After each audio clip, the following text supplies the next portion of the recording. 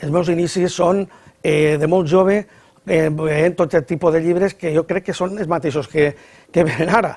És la mateixa classe de llibres, llibres juvenils, llibres infantils. En 43 anys que porten el món del llibre, jo penso que no ha canviat. Seguís venint gent a comprar llibres per als xiquets, uns en el seu paperet recomanat per al seu mestre, o inclús molts xiquets venen demanant-nos el llibre que ells els estan seguint, autors, inclús editorial, i sobretot l'únic canvi que estic veient és que la gent ve molt demanant-nos llibres per col·leccions, i estic tan il·lusionat com el primer dia.